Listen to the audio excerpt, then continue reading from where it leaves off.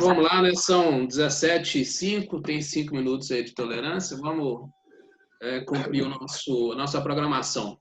Num primeiro momento, eu quero fazer os agradecimentos aos membros do Conselho Empresarial de Seguros da Associação Comercial Empresarial de Minas Gerais, a Seminas, aos associados da Seminas também, que gentilmente aceitaram o nosso convite, os convidados também, pessoas que receberam os nossos convites, o presidente do Conselho de Conselhos da Seminas, o Marcos Brafman, o presidente da Seminas, o Aguinaldo Diniz, o nosso palestrante especial de hoje, convidado, Paulo Henrique Cremonese, um profissional que atua com bastante relevância neste mercado internacional e que gentilmente aceitou o nosso convite. Ele se encontra neste momento lá em Santos, que é a cidade dele, apesar de ser um paulista, mas ele é santista, não é santista, ele é palmeirense, não é isso, Paulo? Depois ele vai falar sobre isso. O Cruzeiro de São Paulo. Isso, que se aproxima muito do nosso Palestra Itália aqui de Minas, né? Cruzeiro. Os nossos debatedores, Silvio Nazaré, que é o presidente do Conselho de Relações Internacionais da Seminas, a Valéria Matoso, que é sócio-diretora da Serpa Consultoria Aduaneira. A Valéria tem uma situação bastante interessante, particular, que ela é sócia da Tânia Reis, que se encontra na China já tem 6 meses. Ela é uma das sócias, né, a CEO do Grupo Serpa. E a Tânia Reis foi para a China para algumas negociações antes de decretar a pandemia, essa confusão toda, essa crise, e ela se encontra lá. Já falei até com o Silvio que vale a pena nós convidarmos a Tânia para falar um pouco compartilhar essa experiência que ela está tendo lá nesse período todo, né? Nosso amigo também, o advogado Landulfo Ferreira, que é o vice-presidente do Conselho de Seguros. Também um agradecimento aos colaboradores da Casa das Seminas, que realmente ajudam e assessoram a todos os conselhos nas conexões, em especial a Margarete, que está aqui conduzindo, secretariando essa reunião. Essa reunião, ela tem de fato, uma situação bastante particular, que a gente convidou o Paulo Henrique Cremonese, que é um especialista nessa área, um advogado atuante, milita em várias causas com relação junto às seguradoras e todos esses processos internacionais. O Paulo depois vai fazer a apresentação dele. Para a gente é uma data especial e de uma importância significativa debater esse assunto.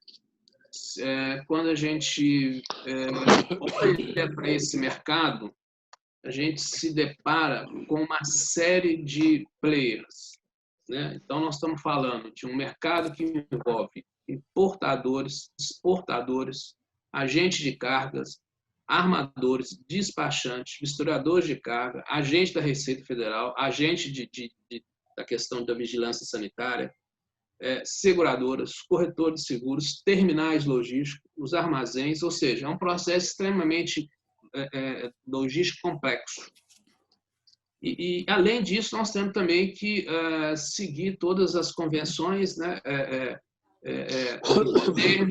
as convenções marítimas, os contratos de frete, os contratos de câmbio, as apólices de seguros, ou seja, os contratos de fornecimento. É um mercado extremamente complexo e ele, obviamente, está inserido nesse contexto todo, né, da pandemia, realmente com impactos, né? Ou seja, enfim, é uma maratona, tanto para o importador como exportador, transitar nesse mercado. Então, são muitas pessoas envolvidas, e onde que a gente vê realmente a importância de discutir, debater os temas, né, relacionados a isso. O que efetivamente está impactando esse mercado, esse setor, né, com vista a toda a questão da gestão de riscos que nós procuramos debater e com os nossos associados.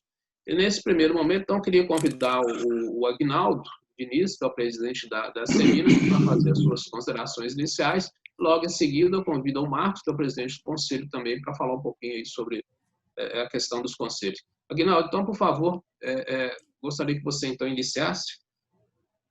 Pois não, Sérgio, muito obrigado. Boa tarde, Sérgio. Boa tarde a todos.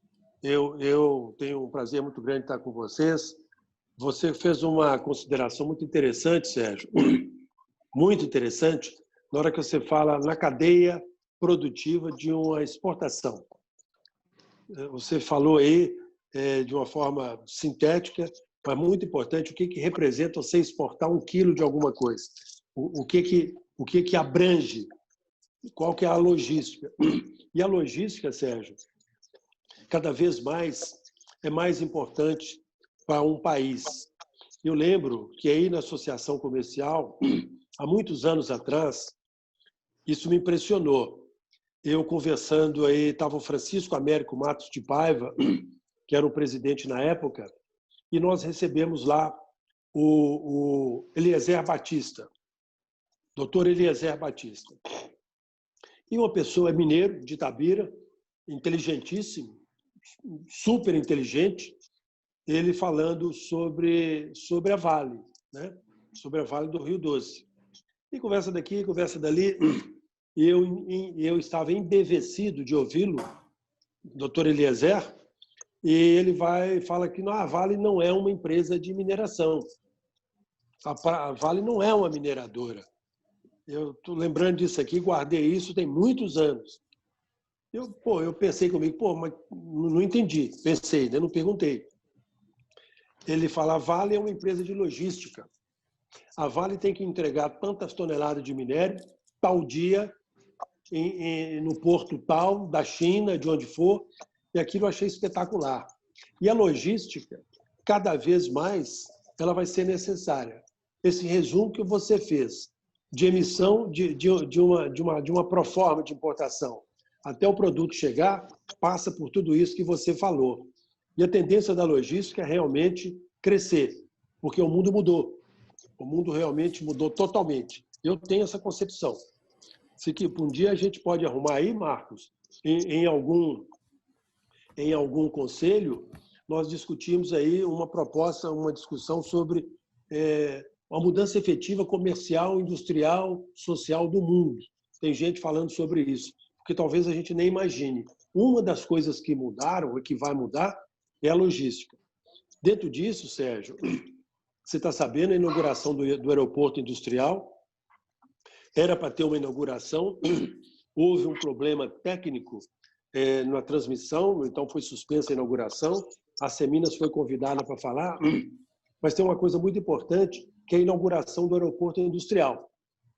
O aeroporto industrial vai ser da mais alta relevância para as empresas de Minas agregarem valor, caminhar para agregar valor.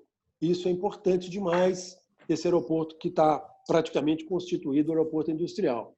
E tem um dado, Sérgio, desculpa, que talvez vocês saibam, que por causa do aeroporto industrial, que é logística, que é seguro, que é tudo isso que você falou, o aeroporto, hoje em dia, Sérgio, 40%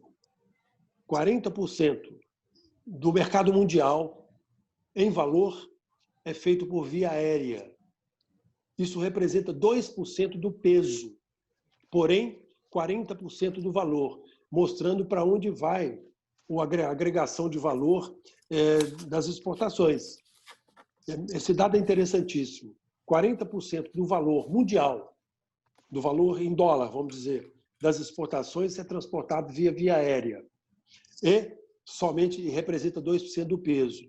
Então, esse advento do aeroporto industrial, que tem tudo a ver com logística, com seguro, com internacionalização, é muito importante que a gente acompanhe de perto. Isso é muito importante para Minas e para a cadeia produtiva de Minas. Isso vai fazer com que as exportações de Minas sejam com maior valor agregado. Eu não tenho dúvida disso. Por exemplo, no aeroporto industrial, onde você tem uma isenção de valor de importação, de exportação, a menos que seja vendido para dentro do país. Por exemplo, esse problema da vacina que a gente está discutindo, ou um remédio aí, se tivesse uma plataforma de construção no aeroporto industrial, recebe, entrega, produz de uma forma mais rápida possível. Então, isso tem, repito, tudo a ver com a nossa logística, com o nosso seguro, com a nossa internacionalização. E eu peço a vocês, o Conselho de Seguro e o Conselho de Internacionalização do Silvio Nazaré, que fiquem de olho nessas oportunidades, porque nós, a Seminas, vamos poder fazer muito para a consecução desses objetivos. Parabéns, Sérgio, mais uma vez, pelo seu trabalho, por essa reunião, e mais uma vez cumprimento a todos. Muito obrigado. Ok. Obrigado, Guinaldo. O Marcos Braff, então, gostaria que falasse um pouquinho. O Marcos, o áudio. É isso.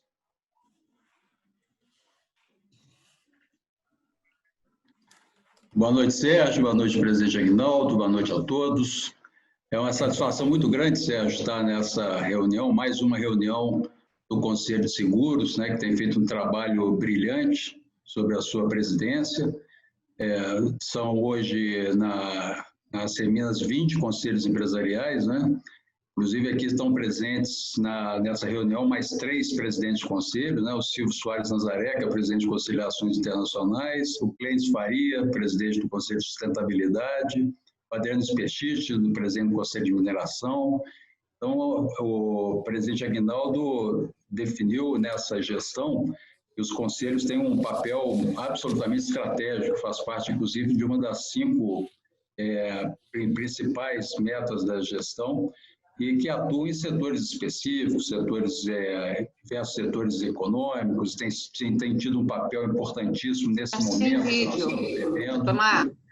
Pois não? Está sem o áudio. Não estão me ouvindo? Sim, não, está ok, Margareth, está ok. Tanto o áudio como o vídeo. Então, mas vocês ouviram até a parte toda, Margareth? Sim, está ok. Então está ótimo. Então, continuando, né, os conselhos têm um papel muito importante, principalmente nesse momento que nós estamos vivendo, né, de pandemia, de essa crise toda que nós estamos passando, social, sanitária, econômica. Nós temos, por exemplo, o Conselho de Saúde, que teve um papel muito importante através do nosso presidente de lá junto ao Minas Consciente. Então, os conselhos empresariais hoje têm, mais do que nunca, um papel extremamente importante junto à Seminas, aos associados, e especificamente o Conselho de Seguros, Sérgio, tem feito um trabalho, como eu falei no início, muito importante.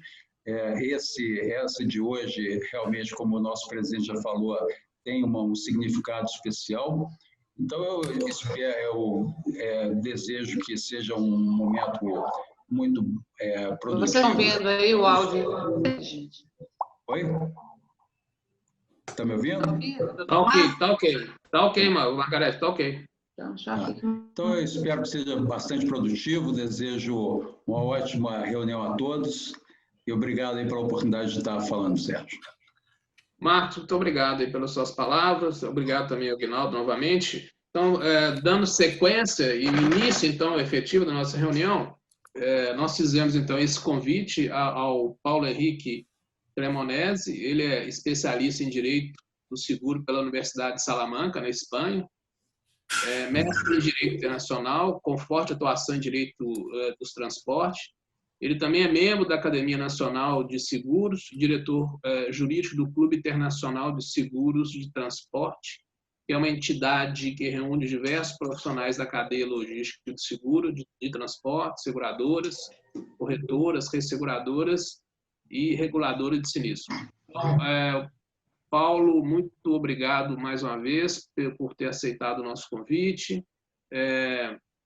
Eu conheço o seu trabalho, né? Além, você pode falar também um pouquinho, além todo esse trabalho, sei que você também é autor de alguns livros, vários artigos, conhece bastante essa cadeia, né? Além de estar baseado em Santos, né? Está próximo aí do porto que tem uma atuação, uma presença significativa nesse comércio exterior.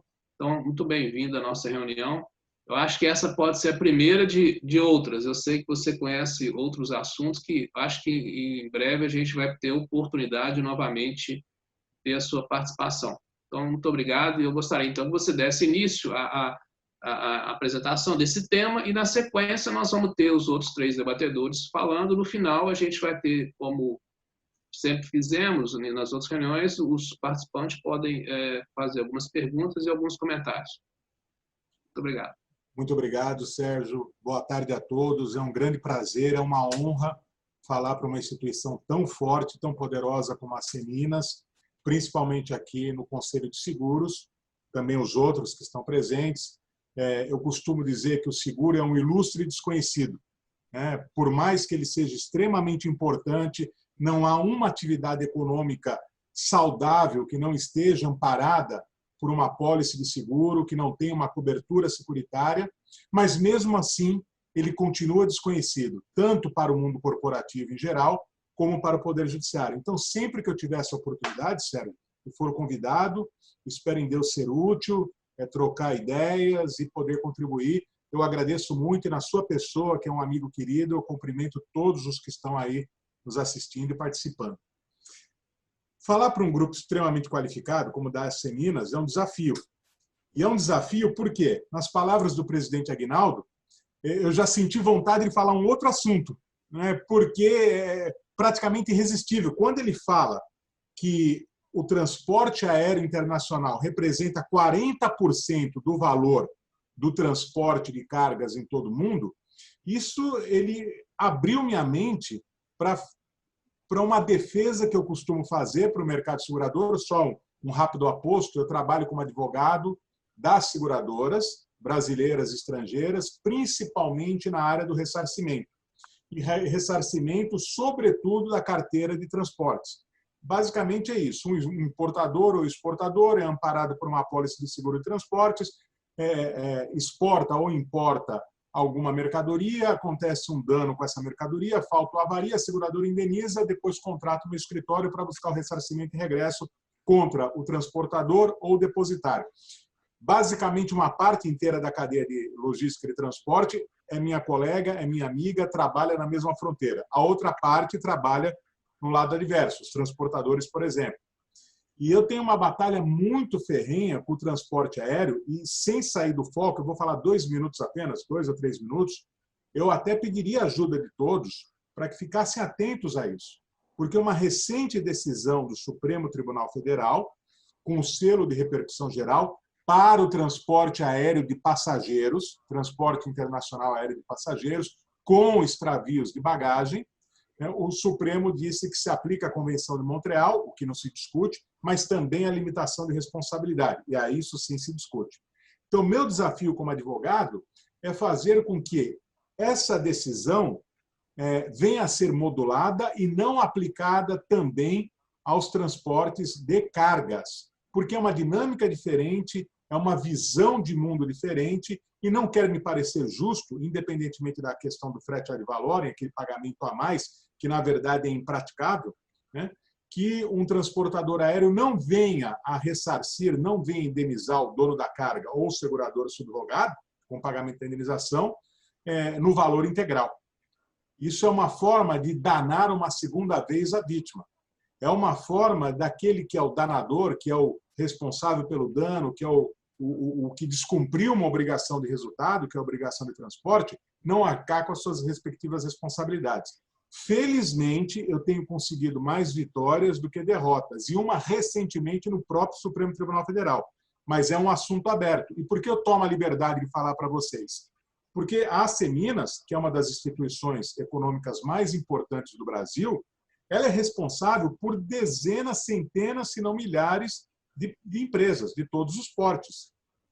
O Estado de Minas Gerais tem 2 braços fortíssimos, que é tanto o agronegócio como também a indústria. Então, é um Estado extremamente importante para o Brasil.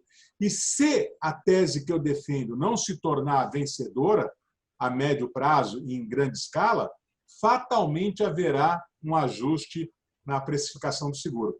Então, o exportador mineiro, o importador mineiro, o homem de negócios de Minas Gerais, ele pagará mais caro pelo seguro por conta de uma série de decisões judiciais, num sentido que, no meu entender, o direito é dialético por excelência, mas, no meu entender, não é a melhor visão. E eu espero conseguir isso. Então, eu tomo a liberdade de pedir para que vocês fiquem atentos a esse assunto. Eu me predisponho a encaminhar material para o Sérgio. Se for o caso, eu faço um redesenho no material para que não fique uma coisa muito jurídica, muito pesada, eu transformo uma leitura mais aprazível e mais econômica, para que todos entendam quão importante é esse assunto. Mas não foi para isso que eu fui chamado aqui hoje, que foi irresistível aí diante das palavras do presidente. E, presidente Aguinaldo, eu usarei a palestra de hoje, a sua participação, para fortalecer meus argumentos profissionalmente. Então, eu já sou um devedor de gratidão, né? Porque essa informação eu não tinha e ela é extremamente importante. Então, já saí, eu vim aqui para falar e, na verdade, eu ouvi e já saio feliz, né? Porque, com certeza, eu vou prestar um serviço melhor. Mas qual é o objetivo hoje? É falar dos efeitos da pandemia no seguro de transporte e na cadeia logística de transporte. Mas, para falar disso, eu preciso rapidamente mergulhar no outro assunto. Qual? A quarta revolução industrial. O presidente Aguinaldo também falou, na sua breve, mas extremamente rica apresentação, de que o mundo já é diferente e que o mundo vai se comportar de forma diferente. E esse diferente não tem nada a ver. Eu vejo muita gente falar, olha, talvez os homens e as mulheres vão sair melhores, mais espiritualizados, mais predispostos a dar valor àquilo que é fundamental. Isso pode acontecer, como também não pode acontecer. Mas, com certeza, o mundo de negócios não será mais o mesmo. E por que eu falo isso? Se eu sou só um advogado, mas com que autoridade eu falo isso? Faz uns 5 anos eu venho estudando, por conta de uma orientação que eu recebi lá em Roma, um tema chamado Quarta Revolução Industrial, que eu tenho quase certeza que todo mundo que participa do Conselho já ouviu falar. E esse tema, ele impacta diretamente nas nossas vidas. E esse tema já é uma realidade concreta. Acontece que a pandemia antecipou estágios. Aquilo que eu achava que ia acontecer daqui 5, 10 anos, vai acontecer muito provavelmente na virada deste ano para o próximo. As relações de consumo e as relações negociais começam a mudar. E eu dou um exemplo. Eu sempre fui refratário ao uso do sistema de vendas e compras online. Talvez por ser um pouco old-fashioned, apesar de saber dessa questão da quarta revolução industrial, eu não gostava muito. Por gostar de conversar com o vendedor, por acreditar na importância dessa cadeia toda de prestação de serviços, eu não era simpático. Só que com a pandemia eu passei a ser um consumidor e gostei. E gostei da experiência. Então, com certeza, eu vou continuar a consumir. Os meus hábitos vão mudar. E, a partir de uma mudança pessoal, eu me sinto autorizado a imaginar que muitos outros farão isso. Então, com certeza, também essa nova leitura do mundo dos negócios acontecerá e impactará no direito do seguro e no negócio do seguro. Alguns ramos, talvez, não tenham mais sentido e outros venham a ganhar musculatura. Um exemplo, e aí eu me permito a todos que são empresários vinculados a Seminas, o seguro de lucro cessante. O seguro de lucro cessante, se o negócio do seguro como um todo ainda é um ilustre desconhecido, porque o Brasil não tem uma cultura de seguro, mais ainda o lucro cessante. Agora, quem, porventura, tiver uma apólice de lucro cessante ou uma cobertura adicional de lucro cessante, com certeza, numa situação como a atual, que talvez venha a se repetir, eu não tenho nenhuma base científica nisso, mas é um achismo, que eu chamo de achismo qualificado, porque é aquela coisa que a gente não sabe traduzir em palavras, não sabe explicar, não tem uma fundamentação científica, mas acredita piamente. Eu penso que essas pandemias elas vão se repetir periodicamente no mundo, até porque o mundo, já se falou muito aqui de logística, o mundo está muito globalizado e é muito fácil viajar hoje. Antigamente, uma viagem para o exterior era uma coisa profissional ou de pessoas com uma situação econômica extremamente confortável. Hoje não. As pessoas conseguem viajar para fora, o número de negócios também aumentou, embora eu acredite que um dos impactos vai ser exatamente as plataformas digitais, como a que nós usamos agora. Então, talvez o setor aéreo no transporte de passageiros para o braço business vai sofrer um pouco, porque nós estamos utilizando essas plataformas, estamos nos acostumando a elas. Evidentemente que os grandes negócios ainda serão pessoalmente, evidentemente que é preciso o profissional, o empreendedor zeloso visitar os seus clientes, visitar os seus parceiros profissionais, almoços de negócio, congressos, tudo isso continuará a existir. Entretanto, vai haver uma diminuição. Da mesma forma que o home office se tornou uma realidade, e pelo menos na área jurídica, muito produtiva, eu percebi isso com o pessoal do escritório, todos produziram muito mais, todos trabalharam melhor nesse período. Porque o deslocamento, principalmente nas grandes cidades, cidades como Belo Horizonte, São Paulo, Rio de Janeiro, o deslocamento é infernal. E isso faz com que uma pessoa perca 2 a 3 horas por dia da sua casa até o trabalho, do trabalho à sua casa. Então, a tendência vai ser também esse home office, se não integral, toda semana, pelo menos com maior periodicidade. Então, nós vamos ter que pensar como isso vai impactar no mundo dos negócios. É difícil fazer um prognóstico perfeito, mas que as mudanças acontecerão, e elas são, se não inevitáveis, pelo menos difíceis de serem resistidas.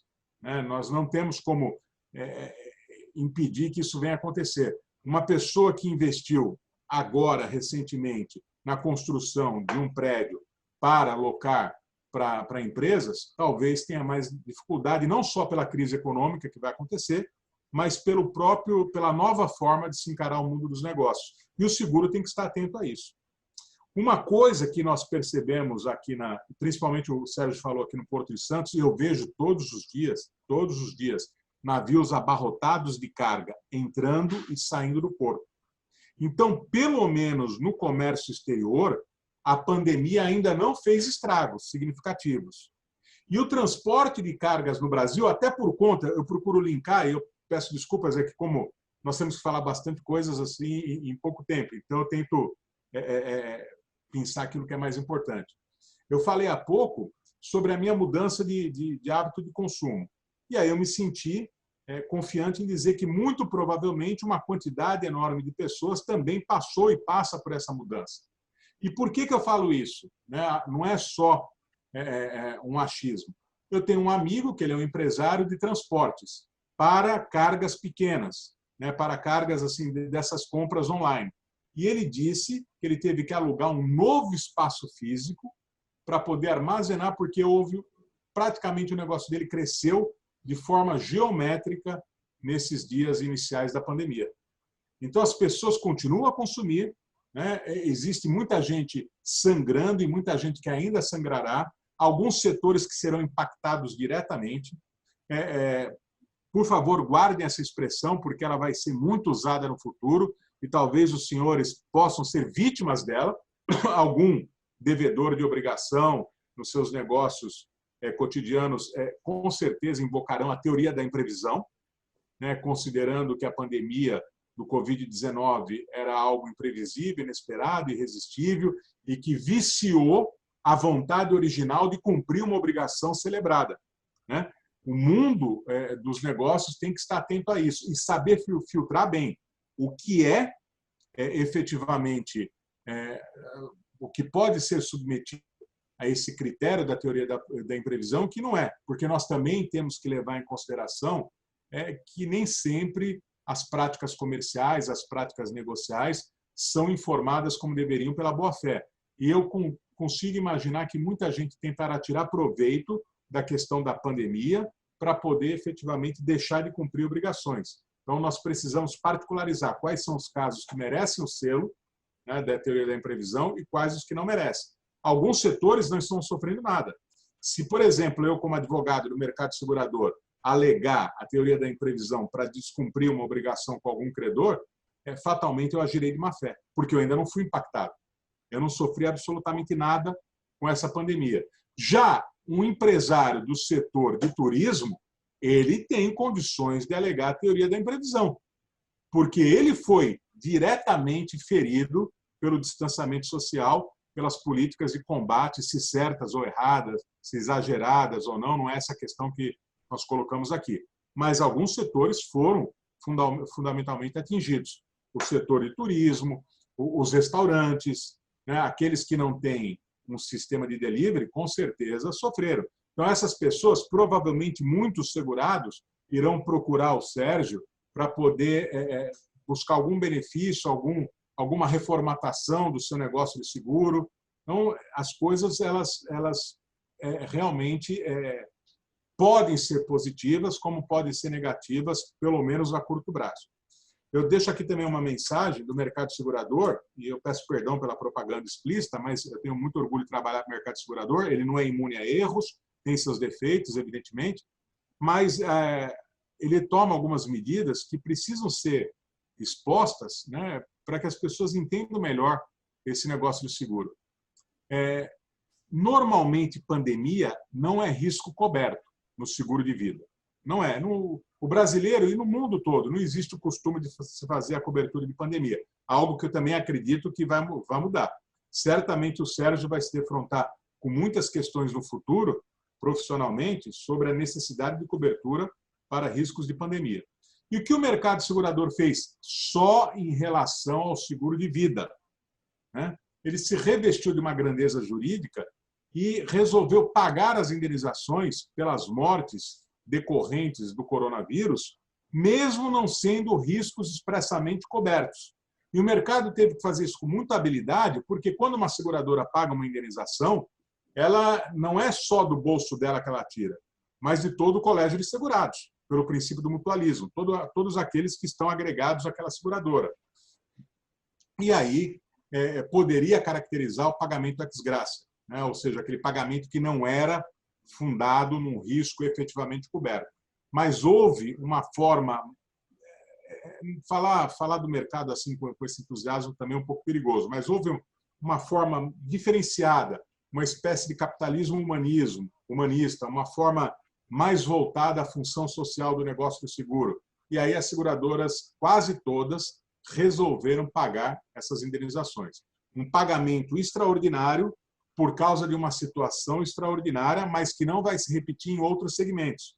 Então, nós que trabalhamos aí com seguro, nós estamos imaginando problemas seríssimos, porque não poucos segurados tentarão buscar coberturas por problemas derivados da pandemia, do distanciamento social, mas que não se ajustam ao clausulado da apólice. E aí, tanto o corretor, quanto o profissional interno da seguradora, quanto o próprio segurado, eles terão que sentar à mesa e buscar soluções inteligentes, estratégicas, que consigam atender as expectativas dos segurados, mas não ferir o negócio do seguro, né? Não subverter a ordem de negócio seguro. E como nós estamos todos, para terminar, né, já acredito que esteja perto dos 15 minutos, nós estamos todos alinhados, né? O Sérgio falou da grandiosidade desse nosso sistema. Nós temos seguradores, segurados, entre os segurados, importadores, exportadores, fornecedores, terminais de carga, aeroportos, portos, entidades estatais ou paraestatais vinculadas a esses negócios todos. Nós temos o contrato internacional de venda e compra, nós temos o contrato de seguro, que pode ser nacional ou internacional. Nós temos os prestadores de serviços, né, os comissários de avarias, os reguladores de sinistro. Nós temos os corretores de seguro, que estão ali no meio, literalmente, entre as seguradoras e os segurados. Nós temos aí uma pleiade enorme de pessoas interagindo economicamente. E esse é um setor riquíssimo que é subdimensionado no Brasil, né? Porque nós não temos, infelizmente, ainda uma cultura de seguro. Tanto no plano empresarial, é um pouco mais forte, evidentemente, como no plano das pessoas naturais, né? O conjunto de pessoas basicamente vê o seguro apenas como seguro de automóvel. E mesmo este, que é o mais popular dos seguros, vale a pena dizer, ele só atinge 30% da frota brasileira.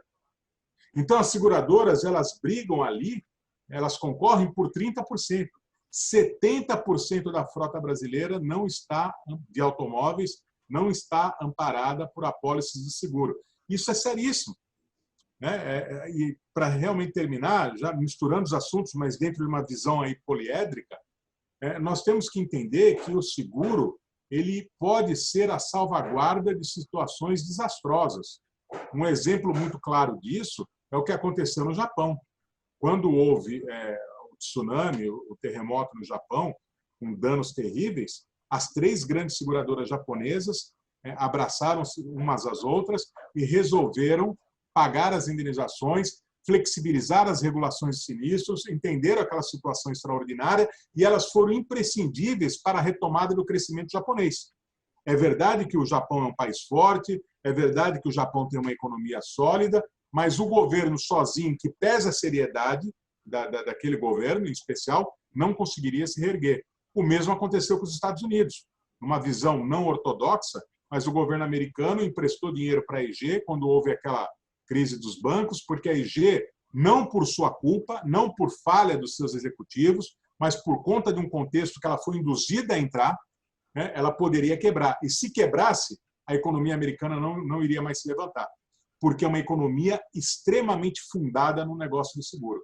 Então, nós precisamos, nós brasileiros, principalmente as instituições fortes, como a Aceminas, como a sua correspondente aqui de São Paulo, como as federações de indústria, todos nós temos que levar ao povo brasileiro, à sociedade brasileira, essa cultura do seguro e também melhorar os marcos regulatórios, né, para que as coisas possam ser mais fluídas e mais dinâmicas, principalmente agora nesse novo universo que a gente descortina aí, atingido pela 4ª Revolução Industrial e antecipado em grande medida pela Covid-19. Eu peço desculpas se frustrei a expectativa de alguém, eram apenas algumas ideias, né, para que nós possamos debater e mostrar a riqueza desse nosso segmento, a importância dele e como as coisas estão interligadas. Só para realmente terminar, o fato do Porto de Santos não ser zeloso com um problema endêmico, crônico, histórico que ele tem, calado de dragagem, por ele não fazer o que deveria fazer, os exportadores, principalmente exportadores mineiros, perdem dinheiro. Por quê? Porque os navios não podem sair abarrotados de carga. Como eles não podem sair abarrotados de carga, e pelas convenções internacionais, esse armador tem o direito a receber pelo aquele espaço que ele não preencheu com uma carga, os exportadores têm que ratear o preço. Então, o brasileiro sempre perde dinheiro por conta dos problemas de infraestrutura. Se eu me tornasse presidente da República, uma coisa que eu investiria pesadamente é na infraestrutura. Nós sabemos que tudo é importante, educação é importante, saúde é importante, não se discute nada disso.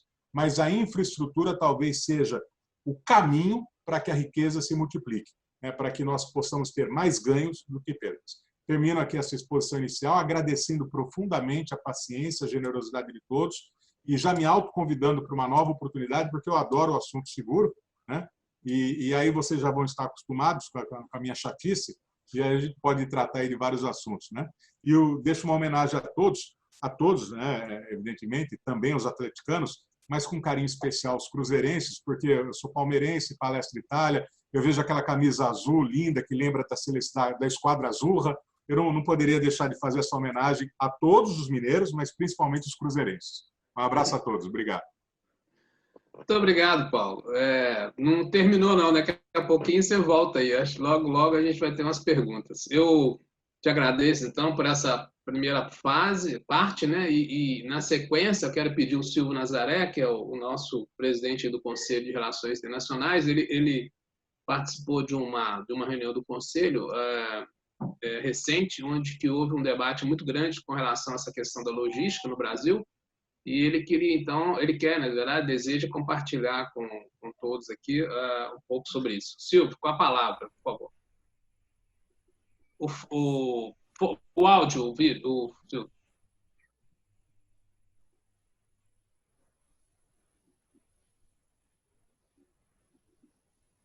Isso. Muito obrigado, Sérgio, pelo convite de estar aqui com vocês. E eu quero, inicialmente, cumprimentar o nosso palestrante aí, o doutor Cremonese, pelo entusiasmo, pelo profissionalismo, pelas úteis informações que num espaço curto de tempo conseguiu nos transmitir, com informações atuais e também logo com uma visão de futuro importante no que se refere a comércio exterior e também, especialmente, na área de seguros. Cumprimento também o nosso presidente, Aguinaldo, que fez também uma mini palestra, mas de um conteúdo bastante importante, bastante profundo. Ele sempre dá a sua nota 10 de informações em quaisquer circunstâncias que preside ou que participa. Então, eu quero também, com muito prazer, cumprimentar a doutora Valéria. A doutora Valéria, ela se lembrou, e eu me lembrava também, até pela forma de expoente com que ela participou dos nossos cursos lá na UNA, quando eu tive a oportunidade de lecionar, e ela até se manifestou como tendo sido, e eu me lembro bem dela como minha aluna. E é uma aluna diferenciada. Eu já manifestei aqui, mas alguns ainda não tinham chegado aí. A Valéria foi contemplada com a condecoração, com a medalha no portal UNA, ou seja, foi a aluna com melhores notas ao longo de todo o seu curso lá na UNA. E depois ela fez, eu também fiz o curso de pós-graduação lá no CPDER, de Administração de Comércio Exterior. De forma que foi um prazer, é um prazer para mim, Valéria, revê-la, e com todo o seu êxito aí na sua lead profissional e também como sócia lá da Tânia Reis. A Tânia Reis participou muito conosco lá no Conselho, e inclusive nos ajudou, nos patrocinou, de certa forma, a viagem do pessoal a Dubai e também a China. Xangai.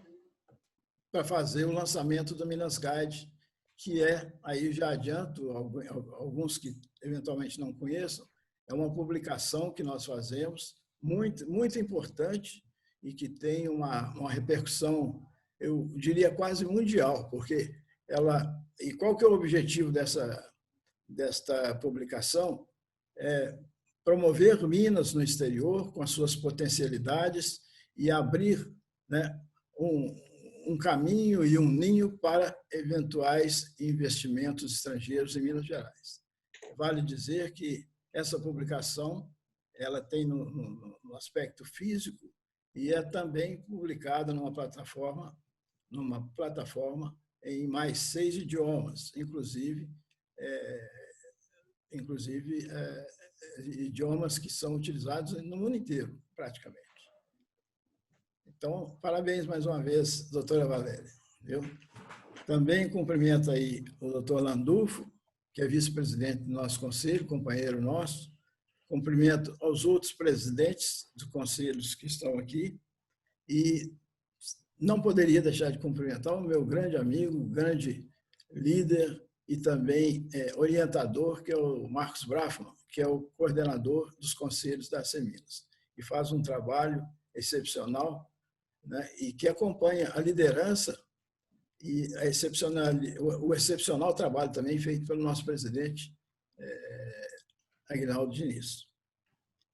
De forma que esse aí, Sérgio, seria minhas palavras de introdução, mas eu queria só mais um minutinho para falar sobre qual que é o objetivo do Conselho. Chama-se Conselho Empresarial de Relações Internacionais, que eu já até tenho conversado com Marcos Brafman e também com o presidente. Nós vamos dar uma tônica, pelo menos não só no nome, mas também na atuação, para a área de comércio, porque ele era antigamente de assuntos internacionais, mas houve uma mudança e colocaram como relações internacionais. No meu entendimento, posso estar errado, mas a parte de relações internacionais, e aí os senhores que são, e a senhora que são da área, não sei se vão concordar comigo, relações internacionais, ela está muito ligada, muito mais objetivada para a área de instituições representativas de governo, federal, estadual e municipal. Por isso, eu pretendo, aí com a anuência do presidente, voltar não para assuntos internacionais, talvez não para assuntos, mas para comércio e relações internacionais, e dar um foco mais para a área de comércio. Inclusive, para nós continuarmos o nosso trabalho importante de fomento e ajuda às pequenas e médias empresas nos seus ideais de exportação, nas suas necessidades de exportação. E, para isso, nós temos um convênio com o Ministério de Comércio e Relações Internacionais, Relações Exteriores, e desenvolvemos, junto com, chama-se PNCE, Plano Nacional de Cultura Exportadora, para desenvolver a cultura exportadora, que, nesse caso, o brasileiro, ele é refém de não conhecimento da questão da exportação e os benefícios que ela pode desenvolver para as empresas, pode propiciar às empresas. Bom, e aí, Sérgio, depois a gente pode falar um pouquinho mais, se for o caso. Tá ok? Tá bom. Perfeito, Silvio. Muito obrigado. Agora eu passo a palavra a Valéria Matoso, que é sócia da Serpa Consultoria e Comércio Exterior. Valéria, por favor, suas considerações. Boa tarde a todos mais uma vez. Gostaria de agradecer o convite que o Sérgio me fez e a Associação Comercial de Minas também para estar participando desse evento com um grupo tão seleto de pessoas e também de convidados, que a gente tem como visualizar aqui. Cumprimento o presidente da Seminas, o doutor Aguinaldo, o vice-presidente, a você, Sérgio, aos demais expositores, em especial o Dr. Paulo Cremonesi, que fez uma brilhante exposição aí com ideias realmente contemporâneas e inovadoras.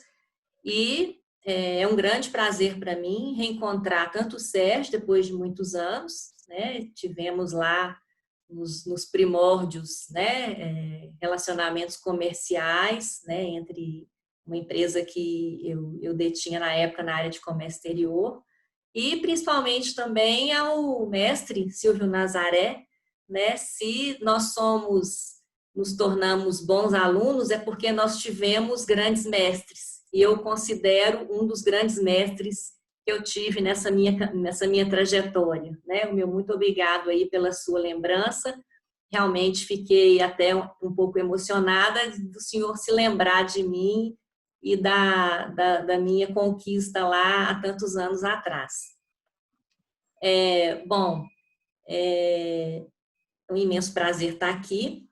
Eu achei bastante interessante as colocações do Dr. Paulo Cremonesi com relação a um novo momento que estamos vivendo, no país e no mundo. É uma quebra de paradigmas em todos os sentidos, paradigmas jurídicos, empresariais, negociais, principalmente também na área de seguros.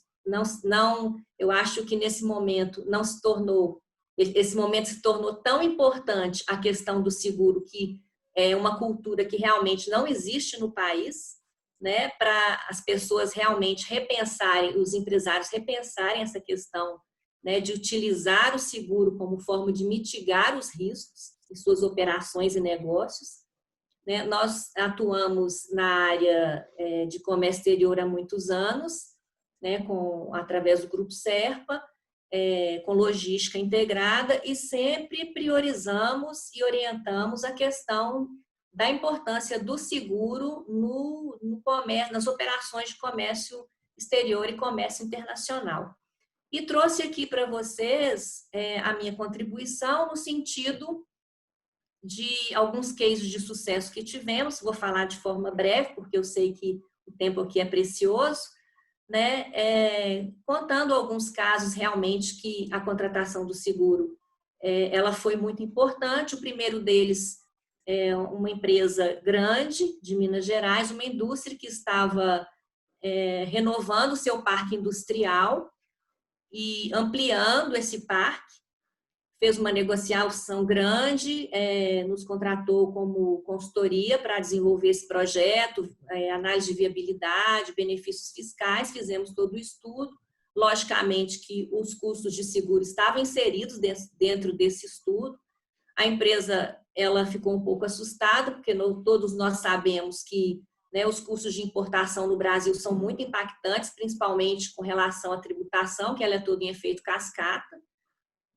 Fizemos algumas adaptações e o cliente resolveu cortar o custo com seguro, apesar do nosso protesto, digamos assim.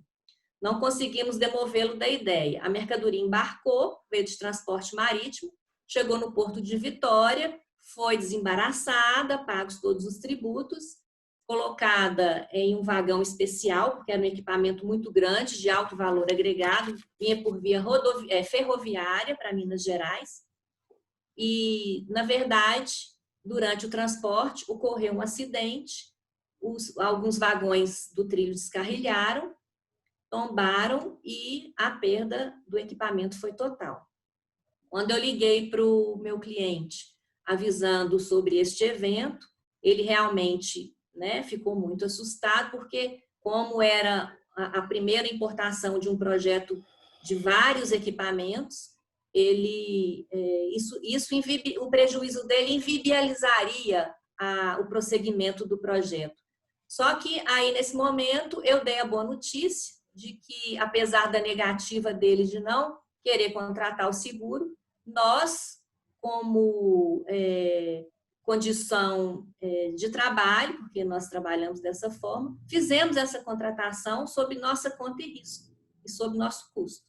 Então, ele foi ressarcido de todas essas despesas e até hoje nos agradece, né, por essa questão.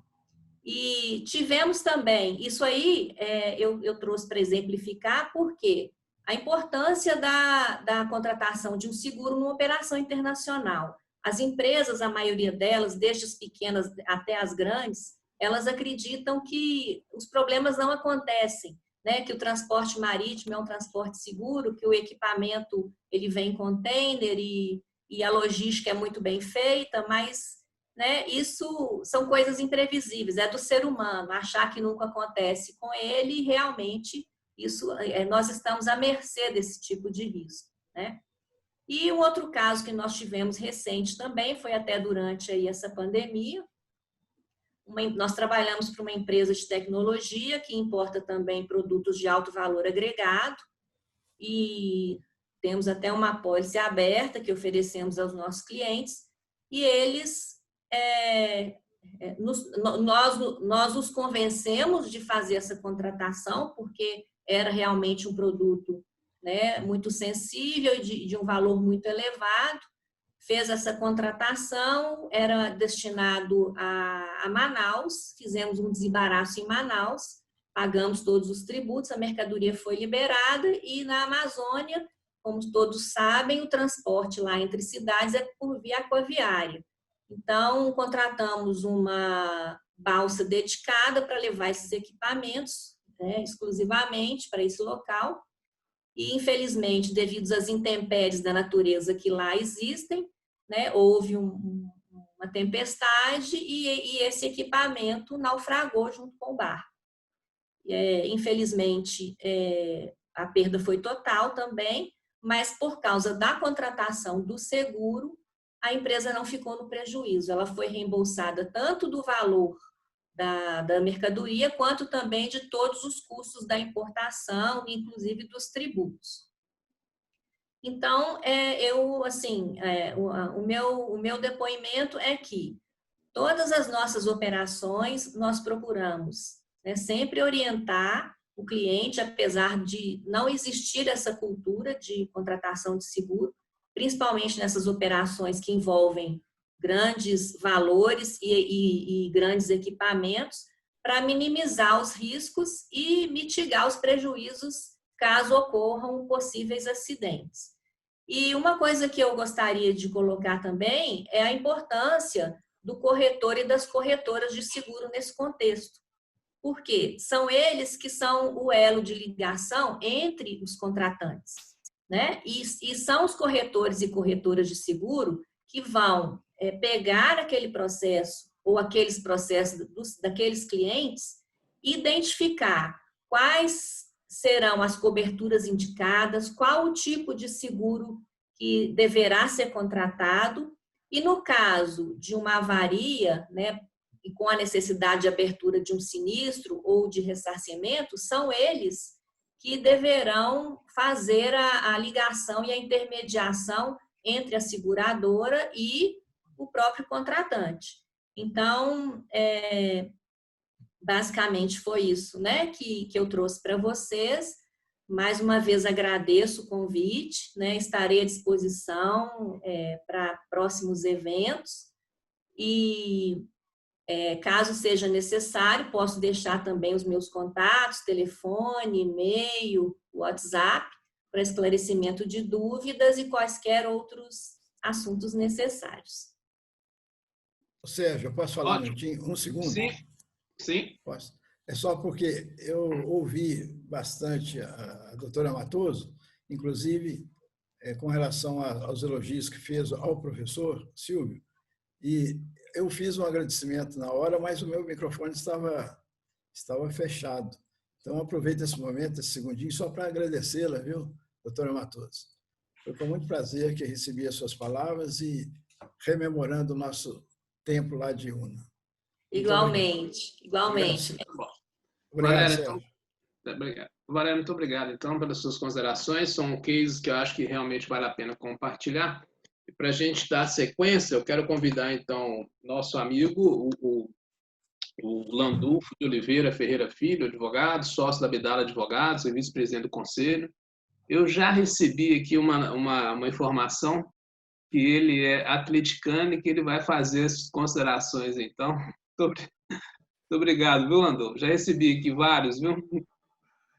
Comentários. Obrigado, Landulfo. Você conta com o meu apoio, viu? Tá bom, Marcos. Muito obrigado. Eu estava esperando isso, Landulfo. Se você não dissesse, eu ia dizer. Aliás, vou dizer, reforçando as suas palavras. Entendo o apoio do Marcos, eu fico até autorizado a fazer algumas provocações, mas vamos lá. Sérgio, boa noite ao professor Paulo Henrique Cremonese, doutora Valéria Matoso, que já conhecia de nome, mas pessoalmente, apesar de ser virtualmente, né, doutora, somente nesse momento, e ao conselheiro Silvio e os demais, né, o doutor Aguinaldo me parece que já nos deixou por conta do outro compromisso, na pessoa do presidente dos conselhos, né, o Marcos Braff, meu amigo. Eu cumprimento todos os demais, né, e cumprimento especialmente o professor Paulo Henrique, que com muita honra, eu me coloco nessa condição de confrade, né, na Academia Nacional de Seguros, né, e com quem eu sempre aprendi muito lendo seus textos, seus artigos, livros e palestras, né, que já tenho acompanhado há bastante tempo. Bom, se em 2008 nós tivemos, eu vou abordar, o assunto é tão extenso, o doutor Paulo Henrique cobriu bastante, ampliou nosso olhar por todo esse espectro aí do contrato de seguros nas diversas modalidades de atividades empresariais e econômicas. Eu vou me permitir limitar ao nosso universo mineiro, né? Nós possuímos hoje a maior malha rodoviária do país, né? O transporte rodoviário passa por Minas, praticamente todo o transporte, Minas está no coração do Brasil, passa por aqui, então nós temos aqui questões de alto relevo com relação ao transporte rodoviário, seja no transporte propriamente dito, mas também na questão aí que a doutora Valéria abordou, de desembaraço em portos secos, como Varginha, Betim, né, todo esse aspecto aí que envolve as nossas associadas transportadoras e os nossos empresários, né, a nossa indústria mineira passa muito por esse ponto, né? O transporte aí nesse sinistro que a doutora mencionou veio por via ferroviária, mas é aquela modalidade, né, nós chamamos de multimodal, porque vem de navio, passa para ferroviária, depois certamente pode passar, dependendo da localidade. Lamentavelmente, o Brasil não investiu na malha ferroviária como deveria, né? E evitaria assim, custos e acidentes, principalmente, né? Mas, enfim, se em 2018 nós tivemos a greve dos caminhoneiros, que causou um impacto no setor de transporte rodoviário gigantesco, agora nós enfrentamos aí um colapso mundial por conta da pandemia, né, de efeitos devastadores na indústria, na economia, até esse ponto, né, por conta da paralisação, da falta de acesso, do isolamento, do distanciamento social, em determinadas regiões e cidades com fechamento de acesso, né? Agora nós temos essa situação que eu quero delimitar a minha participação nesse ponto, essas primeiras provocações, no transporte rodoviário, né? Mais de 60%, alguns números, 60% das mercadorias transportadas no Brasil passam pelo transporte rodoviário. Nós temos aproximadamente 157 mil empresas de transportes rodoviários e algo em torno de 2 milhões de caminhões. Então, esses números dão assim, uma dimensão da importância de trabalharmos nesse ponto aqui do nosso encontro sobre o seguro de transporte rodoviário e a pandemia, né? Efeitos que já estão sendo sentidos. E gostaria de chamar a atenção, ao mesmo tempo que pedi o professor Paulo, a doutora Valéria e o Silvio para complementar e fazer alguma abordagem a respeito disso, né, desses impactos, principalmente com relação aos cuidados que os empresários, transportadores precisam ter, né, seja com relação a um novo olhar no gerenciamento de risco, no seu plano de gerenciamento de risco, PGR, como a gente chama, por conta de atrasos ou ampliação do prazo de vigência do seguro. O seguro, inicialmente, ele é contratado com aquele prazo. Então, por conta dessas situações extraordinárias decorrentes da pandemia, seja de impossibilidade de deslocamento ou atraso no transporte multimodal, isso vai ser muito sentido, né? Atraso de entregas de mercadorias, o repasse entre os embarcadores, os diversos participantes dessa cadeia logística, o cuidado que os transportadores precisam ter, né? E aí os corretores de seguros fazem uma grande parte desse conselho, valorizando ainda mais o conselho, precisam estar atentos para essas questões do gerenciamento de risco e também com a necessidade de, a cada caso, dependendo do cada tipo de prazo a ser contratado, de solicitar previamente uma prorrogação ou uma extensão temporal de cobertura para os riscos transportados, né? Eram essas assim as primeiras colocações com relação a provocar e ouvir do professor Paulo Henrique, do nosso convidado, as suas considerações. Eu gostei muito recentemente, doutor Paulo, do artigo, e aí quando você falou em teoria da imprevisão, eu me lembrei de uma expressão, porque no último encontro nosso eu chamei a atenção, nós falamos de um geral, né, mas chamava a atenção dos oportunistas, né, que virão a reboque da pandemia, né?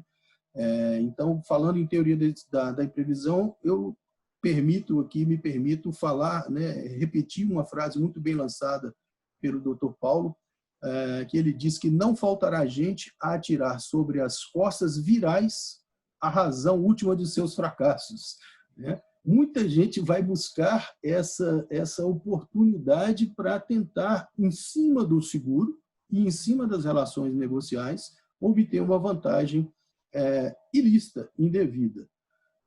Acredito que era mesmo para provocar, né? O momento não é bom para falarmos também de futebol, principalmente porque ficamos sozinhos na Série A, né? Então, vamos deixar isso para um outro momento, Sérgio. Com todo o respeito e admiração que eu tenho, né, pela história, brilhante história do Cruzeiro, do Galo e do América, né? A gente fala isso simplesmente no contexto da nossa amizade, né, e do calor das emoções, né? Sentimos muito porque não teremos mais aqueles embates na Série A entre Cruzeiro e Atlético, né? O Cruzeiro vai ter que suportar a agonia de jogar com o América. Muito bom, obrigado, Andolfo. Ainda bem que como esse ano não existiu futebol, ano que vem começa tudo do zero, né? Então vai ter Mas vamos lá, eu queria pedir ao Paulo para voltar, fazer umas considerações, mas tem uma coisa que me chamou bastante atenção logo no início. Eu vi que isso partiu de alguns importadores preocupados com o advento do confisco.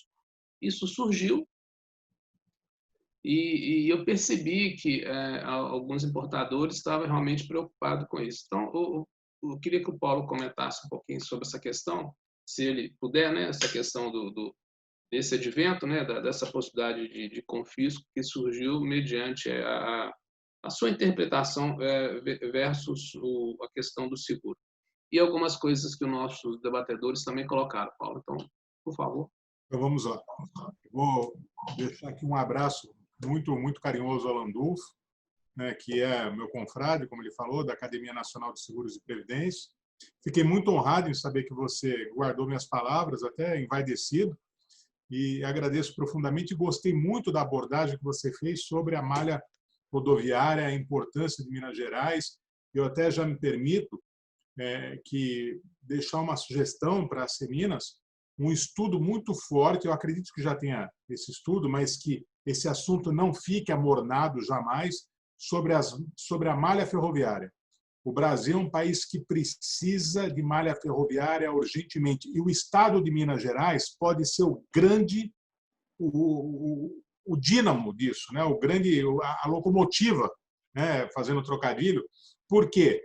Porque de todos os estados, talvez o que mais precise, justamente para poder ter um escoamento mais barato, mais rápido para o mar, de malha ferroviária, é justamente Minas Gerais. O projeto de desenvolvimento da malha ferroviária brasileira tem que começar em Minas Gerais, né? Porque, justamente pela posição geográfica, que o colega falou muito bem, é no coração do Brasil, e Minas Gerais é como se fosse uma síntese do Brasil, porque tem vários aspectos de várias regiões, sem deixar de ser Minas.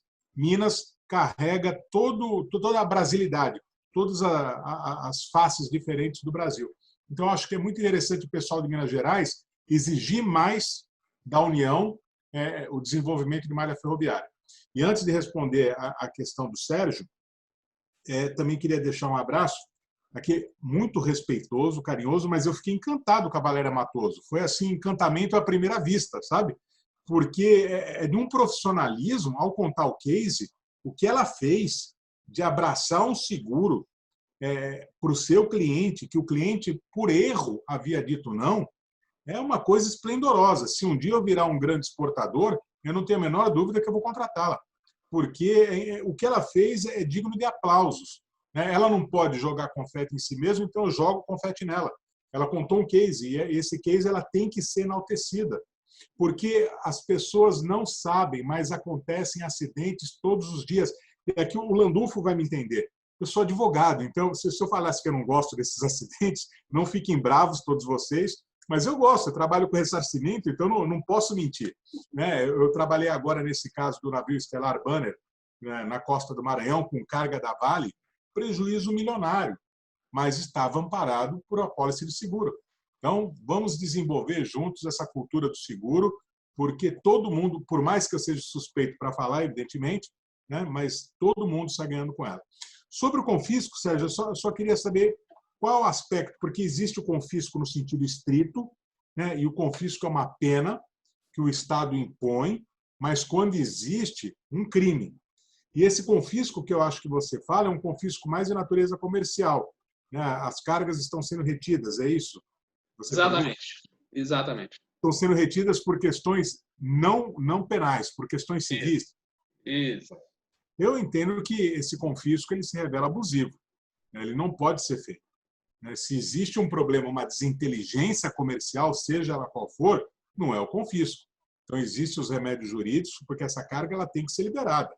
Existe uma pendência de natureza econômica, a carga tem que chegar ao lugar de destino e depois se resolve essa pendência. Porque, do contrário, o problema vai se transformar em algo muito maior do que inicialmente imaginado, porque essa carga vai ficar em algum lugar, vai gerar, além de não gerar lucro para quem espera, ela vai gerar despesa.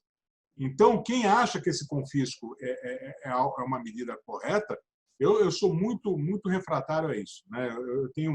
Eu brinco que, na verdade, eu penso isso, que a melhor pena para político corrupto seria confisco de bens. Inclusive aqueles que honestamente ele adquiriu ao longo da sua vida.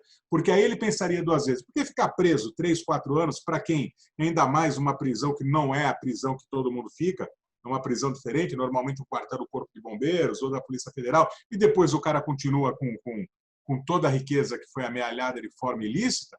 É um bom negócio para quem não se pauta, não se guia por uma conduta honrosa exemplar. Então, o confisco deveria ser utilizado para isso. O direito penal deveria evoluir. Mais importante do que encarcerar um político corrupto é confiscar todos os seus bens, né? E aí ele aprenderia. No caso do comércio exterior, eu tenho uma resistência muito grande a aceitar qualquer modalidade de confisco, seja a literal, como se fosse delito, seja de natureza comercial. Eu vejo nisso uma ilegalidade, o que se pode chamar de uso arbitrário das próprias razões. Então, há uma desinteligência comercial e alguém resolve reter a carga do outro, e isso não pode acontecer. Isso aí tem que ser melhor trabalhado, melhor dimensionado. Acaba sendo um caso jurídico, né? Mas não tem como escapar disso. Ótimo. Muito bom. Orlando, você quer falar alguma coisa sobre isso? Da questão de confisco? Como o professor Paulo abordou, né? De fato, é uma situação difícil, porque a adoção do confisco, vamos chamar confisco civil, né? do arrebatamento de bens de particulares para uso pelo Estado, né? de mercadorias, em função da situação aí de pandemia, ou da destinação de bens para fins sociais, né? Ele deve ser precedido de uma lei, né? Deve ser precedido de aspectos normativos de tramitação regular, ordinária. É claro que a situação é toda extraordinária, mas acho que até a preocupação, né, maior, né, Sérgio, é quanto ao seguro também, né? Porque, assim como no seguro de pessoas, de vida, há uma clássica exclusão para os riscos decorrentes de epidemia, pandemia, convulsões sociais, revolução, rebelião, né? Aqui também a gente tem que pensar nisso, na possibilidade de não haver cobertura em função de atos de autoridade, né? Essa também é uma clássica exclusão, porque foge aí ao alcance do segurador de fazer uma precificação, né, diante de dados estatísticos, né, para ter dados estatísticos e de probabilidade, porque é uma situação de risco extremo, de extrema, né, de extraordinariedade maior. Então, acho que esse é um ponto que a gente precisa também debater, precisa conhecer melhor, né, o alcance desses atos aí, que poderíamos até transitar aí, professor Cremonese, doutora Valéria, o fato do príncipe, né, que tem sido invocado bastante aí na questão aí pandêmica, né, para não cumprimento de obrigações. Landulfo, ótimo. Posso falar, Sérgio, muito rapidamente? Sim. Olha o problema. O Landulfo foi muito feliz porque ele trouxe um outro problema. O problema da relação segurado-seguradora. Por quê? Porque confisco, justamente por ser algo derivado, o confisco civil, na verdade, é derivado da lei penal, e o seguro não pode amparar um ato ilícito, então o confisco não é coberto. Só que, nesse caso, o confisco é um exercício arbitrário do Estado. Ele não pode confiscar ali, ele tem que resolver de outra forma, como o Landulfo falou muito bem, não há uma legislação inicial para isso, não há uma previsão, por mais extraordinária que seja a situação. Recentemente eu andei dialogando com alguns professores da Universidade de Salamanca, e lá eles começam a falar na responsabilidade civil do Estado, porque o fenômeno Covid-19, pandemia, ele é extraordinário, mas a gestão da crise não. Dependendo da forma como o Estado atua nessa gestão, ele pode ser responsabilizado. Ah, mas é difícil demandar contra o Estado? Sim. Ah, mas tem a questão do precatório? Sim, mas nós estamos falando em tese, e até para poder deixar saudável as relações de seguro. Quando eu respondi para você, eu não tinha pensado, o Landulfo foi brilhante. O problema existe, e aqui é um conselho de seguros, existe um problema de impactar no seguro. E às vezes o segurador fala, peraí, é um confisco, mas eu entendo que o meu cliente foi vítima. E como é que fica a situação? E aí, se a seguradora paga, o que vai buscar e tenta buscar o regresso? Nesse caso, talvez não fosse possível, mas tentar o regresso, alguém vai falar pagamento ex gratia. E não é, na verdade, foi uma adaptação por causa de um problema. Né? Então, nós temos, realmente é muito mais sério do que eu vou me debruçar nisso aí, viu, Sérgio? Porque esse problema vai começar a bater nas portas das seguradoras. Obrigado, Landolfo. Ótimo. Como um dos agentes, né, desse mercado, eu tenho percebido também uma preocupação grande das seguradoras com relação aos impactos, né, nas operações do dia a dia, né? Principalmente com relação à preservação das cargas com gerenciamento de risco.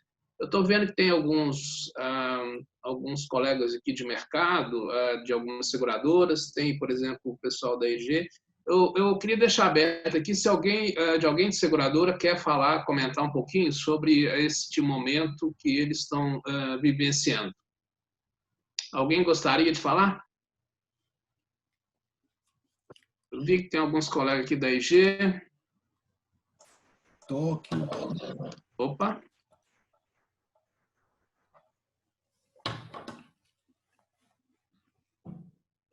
Enquanto o pessoal se anima, Sérgio, tem uma questão aqui que eu achei interessantíssima, que eu li recentemente, e acho que é bom compartilhar aqui, que em função da pandemia e de algumas situações da logística, né, já se começa a demandar bastante o transporte por drones. Né?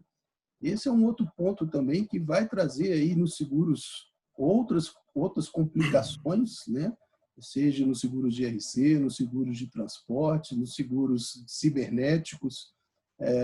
O transporte por drones já é uma realidade em algumas situações, né? Na Austrália, na China, já tem medicamentos e até bens assim como pães, ovos sendo entregues por drones, né? Que tem uma capacidade, claro, muito reduzida ainda. Né? Eu acho que aquele desenho animado que nós assistimos do Jetstones, está chegando à nossa realidade de uma forma muito veloz, muito verdadeira.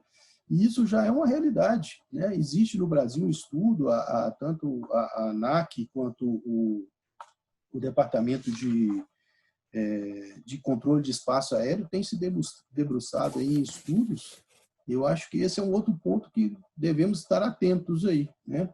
Seguradores, corretores e empresários, né? Para usar aí os drones não mais como uma função recreativa, mas como do próprio negócio, né? Bem lembrado, Landolfo. Eu vou passar a palavra agora para o Maurício Tadeu, professor Maurício Tadeu. Muito obrigado, Sérgio. Cumprimento a todos os presentes aqui. Marcos Brafman, companheiro Landolfo, Antônio Pereira, que está aí, naturalmente Sérgio Frade, aos expositores Valéria, próprio Landolfo e principalmente a você, Paulo Cremonese. Parabéns aí pela exposição. Eu vou fazer duas considerações e na sequência, uma pergunta. Na sua primeira fala, Cremonese, eu me identifiquei muito com ela e vou explicar o motivo. Você fala da indústria 4.0, dessa transformação digital e que foi, de certa forma, antecipada pelo processo pandêmico. Eu me identifiquei muito com isso, porque neste momento, há cerca de um ano, eu estou desenvolvendo estudos exatamente nessa área. Eu estou defendendo uma tese nova na universidade que trabalha exatamente esses pontos, que é a indústria 4.0, a transformação digital, toda essa chegada das insurtechs, também capitaneada pelas fintechs, né, que afeta tremendamente o nosso mercado, estudando todo esse ecossistema e os impactos dessa transformação no nosso mercado. Né? Começando lá pelo Klaus Schwab, que é o professor que escreveu 2 livros a respeito, um em 2016, 16 e 18, né? Mas ele já previa algumas coisas para 2020 que já estão acontecendo e outras para 2025 que se anteciparam. E também aliada a esse pilar da 4.0, a liberdade econômica, a lei da liberdade econômica, que afeta tremendamente as relações de consumo, a transparência, né? E esse mercado está sendo afetado por isso. E também o pilar da previdência social, que vai impactar famílias e a sociedade toda do ponto de vista financeiro nos próximos anos. Então, esse pilar dos 4.0, liberdade econômica e pilar da previdência social fazem parte da minha tese. Eu me identifiquei muito com isso. Então, se você tiver estudos nessa direção, por favor, vou passar o meu contato aí no chat, aí a gente vai trocar ideia, porque realmente eu quero escrever vários artigos sobre isso e talvez até transformar isso num livro.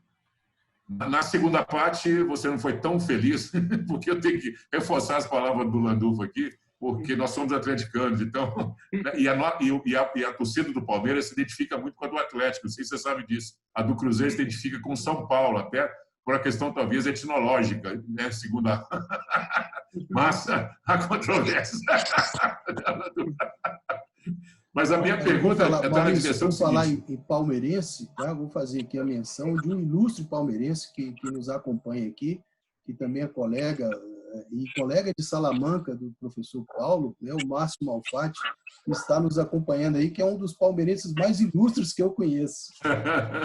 Márcio Malfatti, deixa um abraço para ele, é muito querido. Eu fui a Salamanca por causa dele, do Márcio Malfatti. Então, Cremonese, para finalizar a minha participação, de novo, parabenizar pela sua brilhante apresentação e perguntar a você, já que a gente está tratando não só do transporte, mas do seguro de modo geral aqui no Conselho Empresarial, como é que você pode abordar aí, por favor, a questão da judicialização ou da judicialização esperada nos contratos seguros, nas indenizações que possam surgir no lucro cessante, no RC do empregador e no próprio transporte, e qual que é o impacto previsto nessa transformação da indústria no próprio transporte. O Landulfo antecipou um pouco a utilização de drones, enfim, os novos mecanismos de logística, de produção e de consumo, essa cadeia toda que vai mudar tremendamente. Essas são minhas duas perguntas em uma só. Obrigado, Maurício. Obrigado. Eu agradeço bastante as suas colocações. Eu já me faço seu leitor. Eu tenho muito interesse em ler sua tese. Eu gosto demais desse assunto. Para você ter uma ideia de como esse assunto é importante, eu não falei inicialmente, porque o tempo era curto, né? E às vezes não interessam alguns detalhes. Mas eu disse que eu aprendi em Roma. Eu aprendi com um monsenhor que o Sérgio, tenho certeza, conhece também, membro da Secretaria de Estado da Santa Sé. Então, esse é um problema que interessa vários players, inclusive a religião.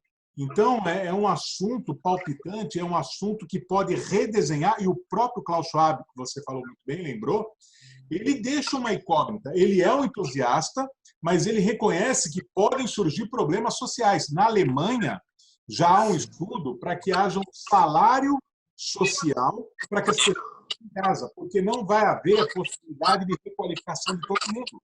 Nós estamos falando da Alemanha, onde o nível de estudo é elevadíssimo. Então, já se prevê que talvez essa requalificação, que os entusiastas falam muito, não ocorra. E uma parte da sociedade ficará alijada dos processos, dos mecanismos profissionais. Então, eu tenho muito interesse na sua tese e quero ler. E já antecipo um pedido de desculpas aqui. Veja, o torcedor do Cruzeiro, que não é do estado de Minas, ele gosta do Atlético. Eu gosto também do Atlético. Podem ficar tranquilos.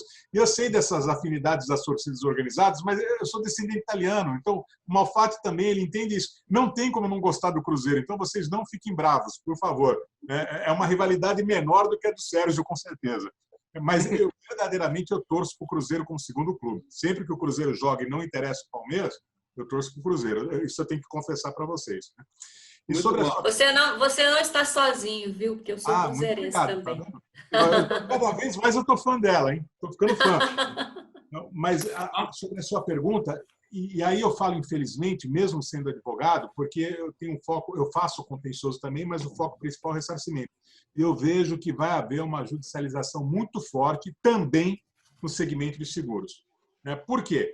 Porque quando existe uma situação de crise, normalmente as pessoas procuram mais o Poder Judiciário, em virtude disso. E algumas demandas serão sérias, robustas, outras talvez aventureiras. O Landulfo está aí. A gente sofre muito isso, esse estigma, porque nem todos os colegas são muito sérios e, de repente, começam a alegar coisas que não são verdadeiras. Eu não vou entrar nesse mérito, por questão de delicadeza. E também, quando a gente critica alguém, dá a impressão que incensa a si mesmo. Não é esse o objetivo.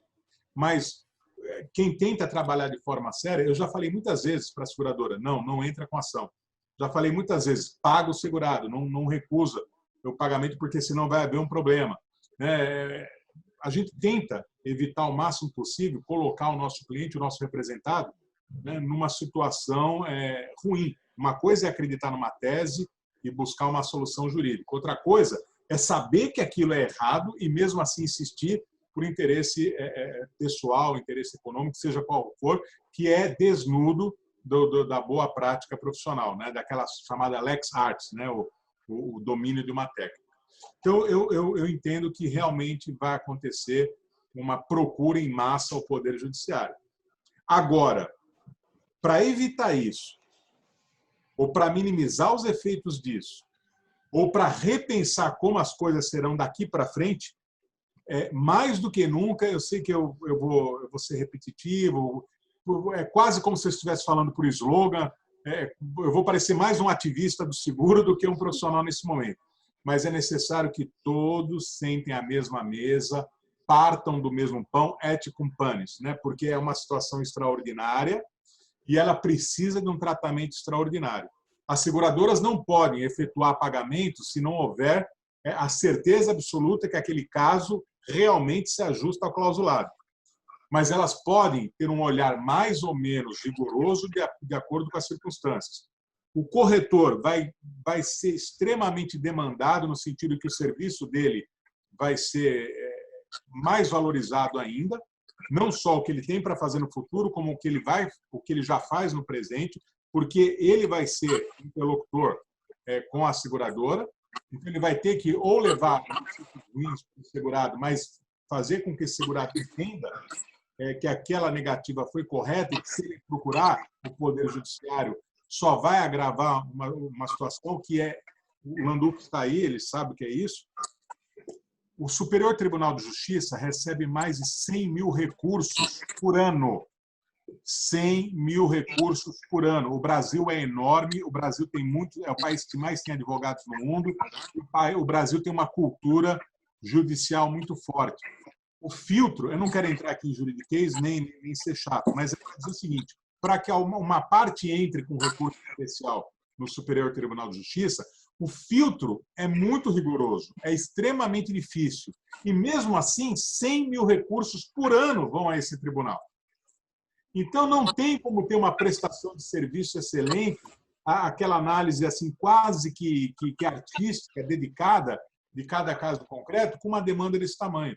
O ministro Salomão, uma vez ele falou que quando ele participa, essa cena acontece mais uma vez, né? Que ele já até brinca com isso. Quando ele participa de alguma conferência internacional e tem os tradutores, né? Os tradutores just in time, que deve ser uma profissão terrível, difícil, e ele fala, né, em 100 mil recursos por ano, os outros juízes dos outros países começam a bater no fone achando que o tradutor falou errado. Porque é inacreditável que uma corte superior receba 100 mil recursos por ano. O Tribunal de Justiça de São Paulo, que é considerado o maior do mundo pela quantidade de desembargadores, pela quantidade de juízes, é um absurdo a quantidade de feitos que recebe todo ano. Então, nós temos que mudar também isso. Veja, é um advogado que fala que nós temos que parar de entrar com tantas ações. Nós temos que buscar mais o acordo, o entendimento, soluções alternativas. E o problema é que, mesmo essas soluções alternativas, elas se revelam ineficazes. Eu vou falar uma coisa, eu tenho, pelo menos no segmento do direito marítimo, eu tenho resistência às arbitragens, porque eu não confio. Eu falo aqui, eu abro meu coração para vocês, estou falando apenas do segmento do direito marítimo. Eu não sei as outras realidades. Eu tenho muito receio da arbitragem. Mesmo porque a precificação vai ficar muito difícil, né? Com judicialização vai ficar muito difícil. Haja ciência atuarial para prever tudo isso, né? Muito. Não, olha só como a ciência atuarial é importantíssima. O ressarcimento, antigamente, quando eu comecei, garoto, no período da hiperinflação, todos aí são jovens, não vão se lembrar disso, mas houve um período aí no Brasil que havia uma hiperinflação, o ressarcimento era o patinho feio. Agora o ressarcimento não é mais. O ressarcimento compõe o cálculo atuarial da seguradora. O ressarcimento pode ser visto com outros olhos. Eu vou dar um exemplo aqui. Eu não gosto de falar de cifras porque parece prepotência, mas já que a nossa amiga Valéria ela inaugurou, e falar de cases é interessante. E aqui, como é um grupo menor, um grupo fechado, não vai aparecer de forma alguma nenhum tipo de prepotência e exibicionismo. Uma vez, um dos meus sócios veio todo feliz que fechou um acordo de 1 milhão. Vai fechar um acordo de 1 milhão para a seguradora.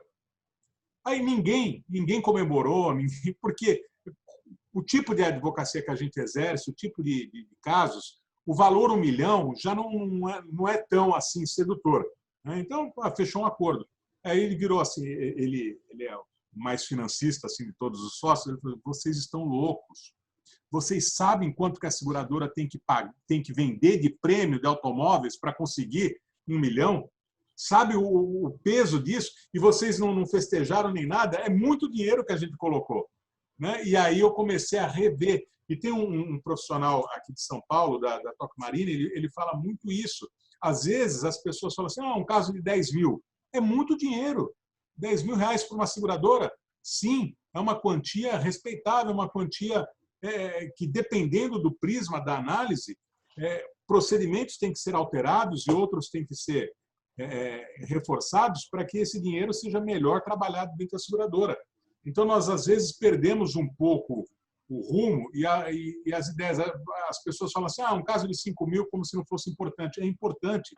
Né? Não quero aqui lembrar como você está fazendo trabalho de tese, o Rudolf von Jhering, né?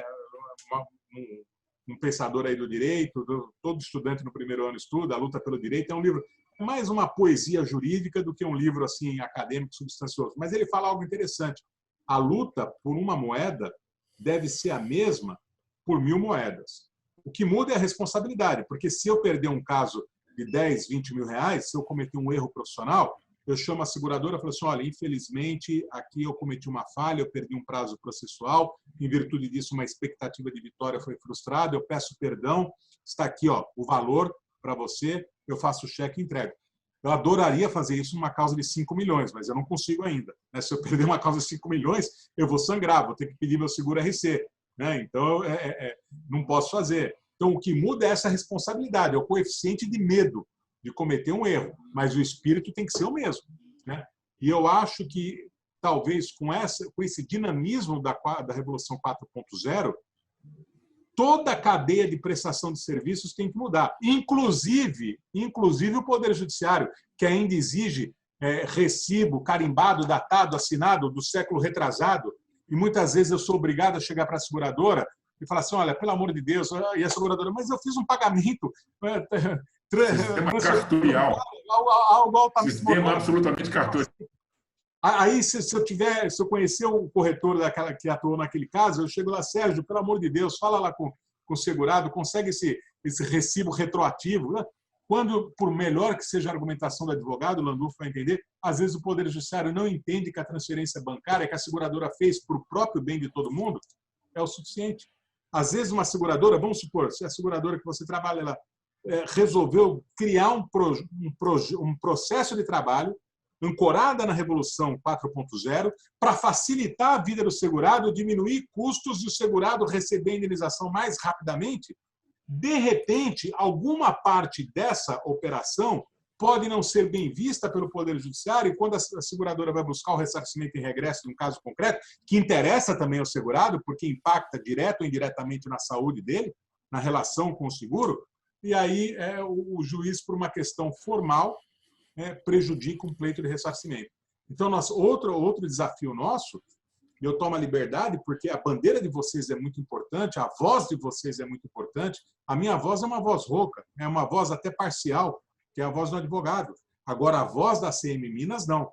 Então, de repente, combinar com o Sérgio uma vez, eu já falei com o pessoal do mercado segurador aqui de São Paulo, forma uma comissão, a gente vai até o Superior Tribunal de Justiça, a gente vai até o Supremo Tribunal Federal, porque o novo Código do Processo Civil ele é baseado na Escola de Chicago.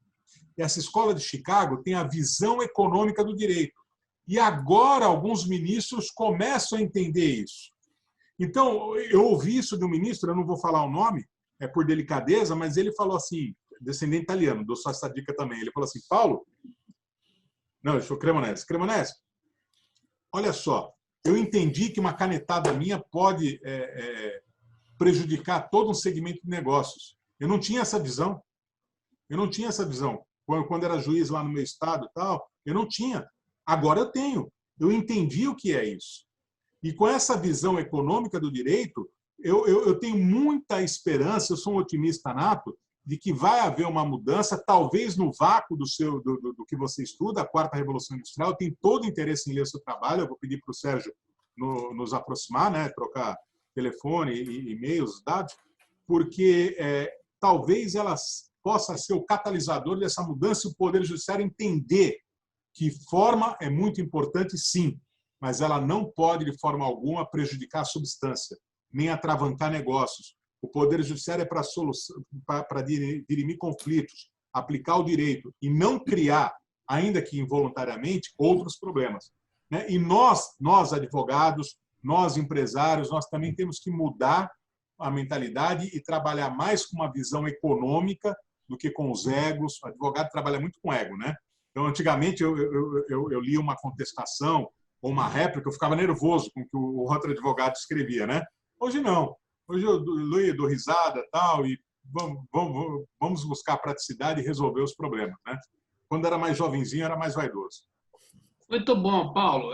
Obrigado. Eu queria só... Nós estamos caminhando para o final, para não cansar também todos, mas eu quero abrir para 2 minutinhos aí para o Júlio, que é um dos executivos da IG, que eu provoquei, e depois, na sequência, a Roberta da Tóquio Marina também, que está participando. Ô, Júlio, então, por favor. Boa noite, pessoal. Prazer falar com vocês. Acho que é muito proveitosa a live, realmente, essa discussão, né, trazendo a questão jurídica, a área de seguros para o nosso mercado. O doutor Landolfo falou a respeito do uso de tecnologias como drone, a utilização por parte das seguradoras. Só a título de ilustrar isso, né, como isso realmente já é uma realidade, a IG ela já utiliza os drones para fazer inspeções de riscos empresariais. Então, à medida que chega a tecnologia, essa revolução que a gente falada aí 4.0, ela traz para a gente uma facilidade e também traz novos riscos, né? Que outro risco que vem em virtude toda essa tecnologia que a gente está utilizando é o risco cibernético, já tratado pelo Sérgio também. Então, a IG, como uma seguradora americana, eu acho que é outro ponto que eu gostaria de exemplificar essa questão que foi colocada agora da judicialização, voltada para a área comercial. Acho que boa parte dos produtos que a gente oferece, que vieram realmente do mercado americano, por causa disso, né? A gente trata práticas trabalhistas indevidas, que é um produto específico. O próprio D&O que a gente trouxe para o Brasil por causa disso também, por causa do Código Civil voltado para a área do comércio, olhado essa questão do direito desta forma, né? De fato, o que é o business, o que é o negócio. Então, assim, a boa parte dos produtos realmente que as seguradoras vão evoluir, né? De fato, né? Sem ser a questão de produtos massificados, esses produtos, tanto do risco cibernético, quanto produto de práticas trabalhistas, D&O, seguro de responsabilidade civil profissional, tudo realmente muito atrelado com o direito, né? Eu acho que a gente, literalmente, o mercado, foi colocado também na live aí a questão do que o mercado contrata de seguros e o direito acaba nos auxiliando, a gente trabalha realmente junto para que o mercado entenda a necessidade e os riscos que a gente pode contribuir para o mercado como um todo. E agradecer a todos vocês aí e nos colocar à disposição aqui, juntamente com o Sérgio aí, através da Solutions. Muito bom, Júlio. Obrigado. Agora passa a palavra para a Roberta, da Tóquio Marine. Roberta, 2 minutinhos, que a gente já está caminhando aqui para o final. Tá certo. Pessoal, boa noite. Obrigada pela oportunidade. Agradecer o convite aí do meu amigo Landulfo, né? Para falarmos um pouquinho do mercado. Cumprimentar o Dr. Paulo Cremonesi. Muito bom reencontrá-lo. Estivemos juntos em Belo Horizonte 2016, 2017, numa oportunidade de uma visita sua aqui com a Deise e com o Franco. Dizer que eu admiro muito, né? Não somente como profissional, mas como pessoa. Obrigado. Bom, a minha fala vai um pouquinho aí pautada no que o Júlio acabou de comentar, muito embora o nosso foco aqui seja transporte internacional, mas nós, enquanto canal segurador, percebemos uma forte mudança uma forte demanda, né? Há outros riscos, como já foi falado, o D&O, o próprio risco cyber, em virtude do momento que nós estamos vivendo. O seguro de garantia, nós temos percebido altas performances, principalmente pela questão do depósito recursal, né, que o judiciário passou a acatar como forma de substituição aos depósitos trabalhistas, né?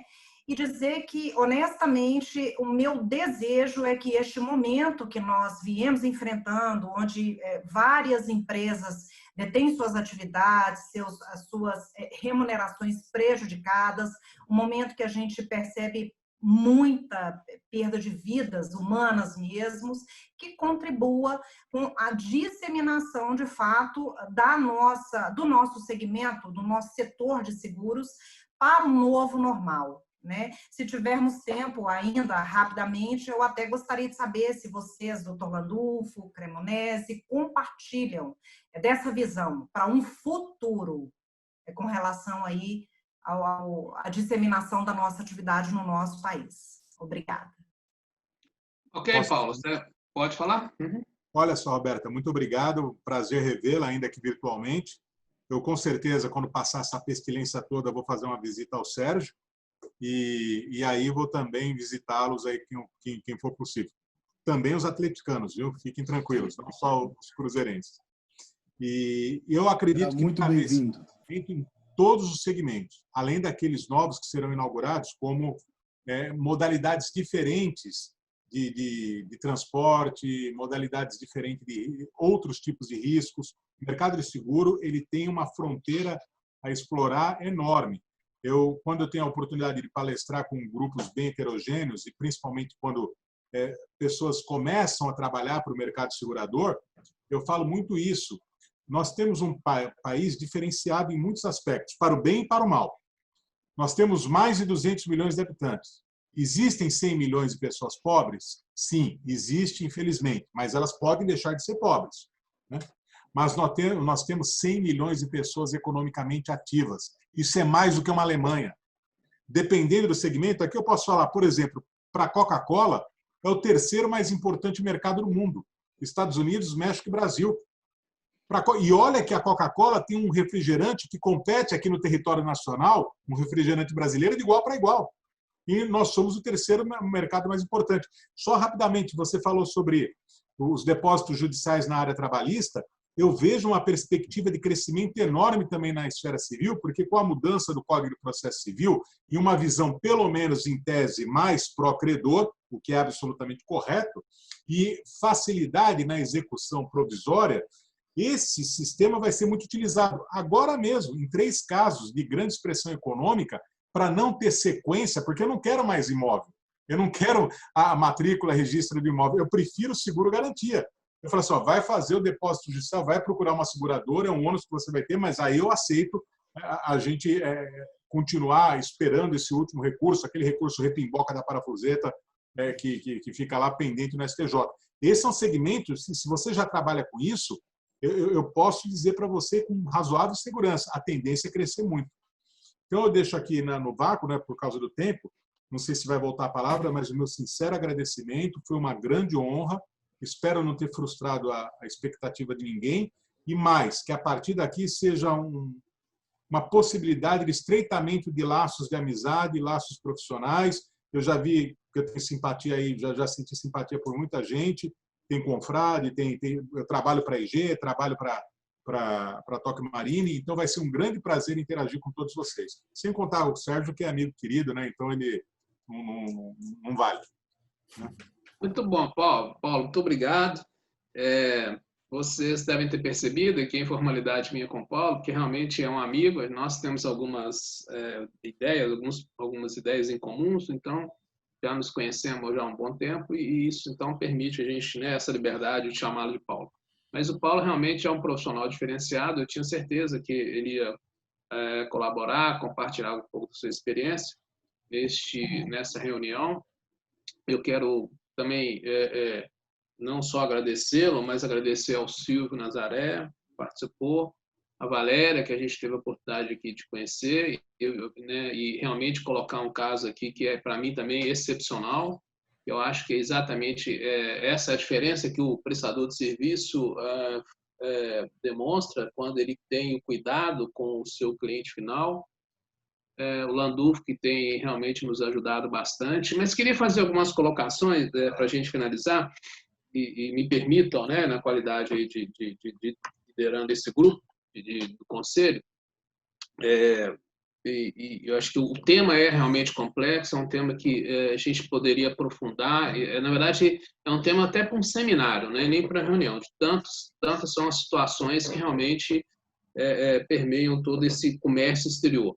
Mas são algumas coisas que são realmente importantes, que são fundamentais para o sucesso do negócio, né? A gente nunca deve desconsiderar. Isso é uma coisa que eu carrego muito comigo, da questão da possibilidade versus a probabilidade, né?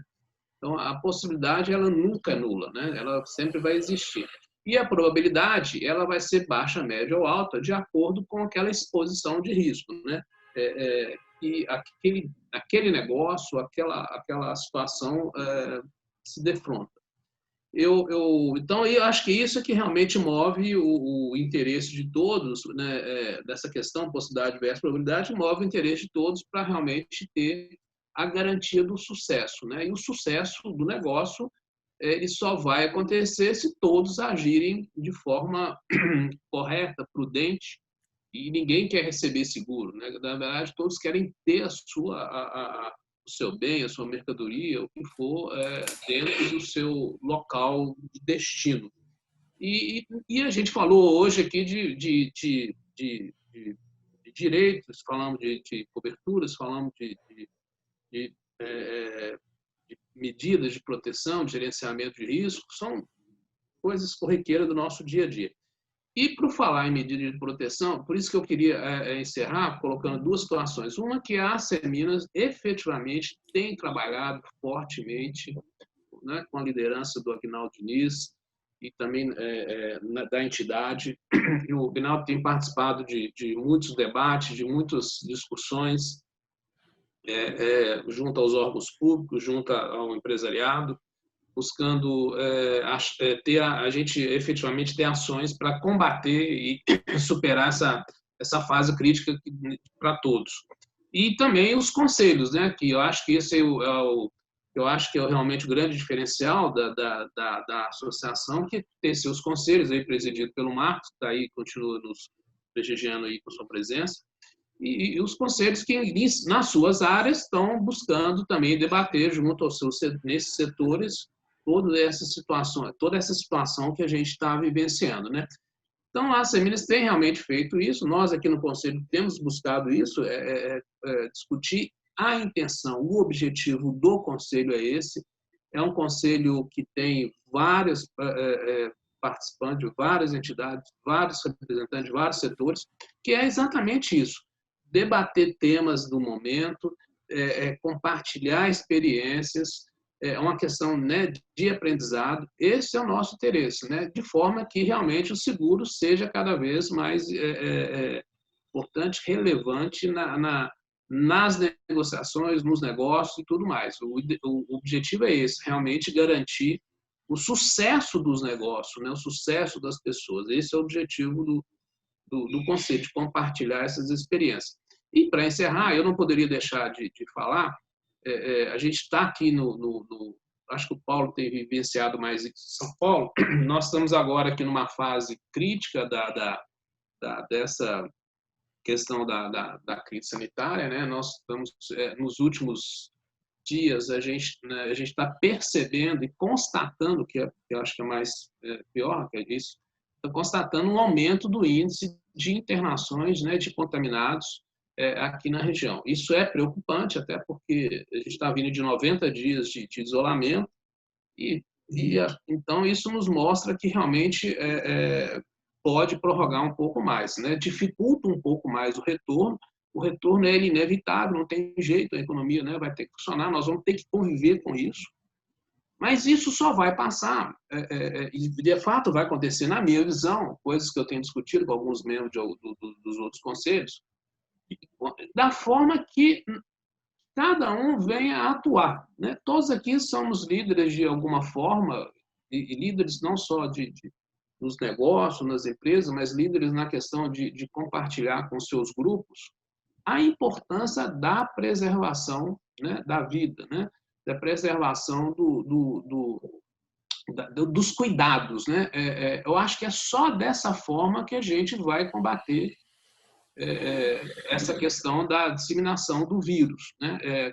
Então nós precisamos aí como líderes, né, dentro das empresas, dentro do ambiente familiar, realmente mostrar a importância das pessoas se protegerem, né? Então tá aqui o álcool gel, né, para a gente compartilhar, né, com as pessoas, né? Acho que isso precisamos falar com as pessoas, precisamos realmente dentro do ambiente do trabalho, né, usar, promover isso, incentivar as pessoas, né, e mais do que tudo, né, aqui, a máscara, né? Eu acho que a gente precisa, né, saber usar, conviver com isso, né? As pessoas ainda têm algumas ainda têm resistência em utilizar.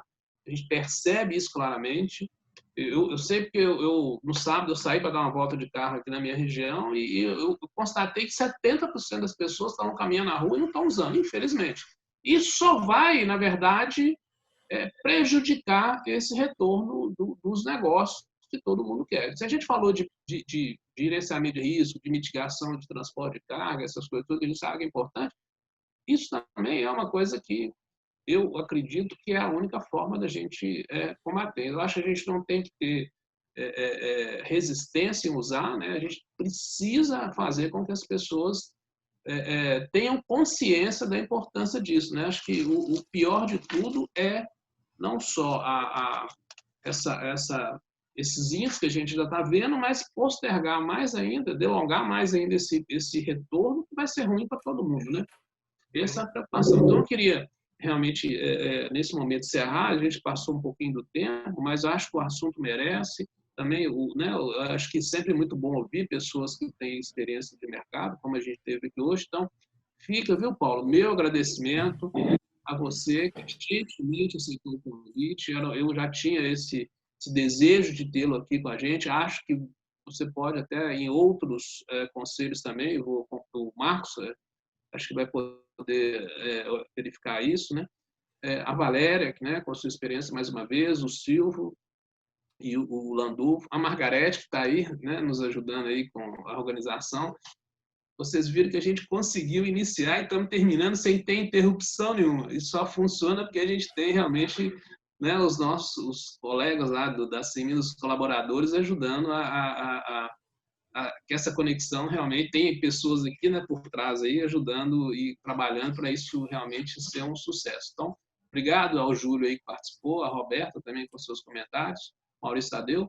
Então, fica meu agradecimento para todos e até a próxima reunião. Paulo, então, uma boa noite aí para você e Santos, e espero em breve a gente ter um novo encontro aqui. Muito obrigado a todos, mais uma vez. Muito obrigada, eu que agradeço, mais uma vez. Vamos Muito obrigado, Sérgio. Obrigado, abraço a todos. Obrigado, doutor Cremonese. Obrigada.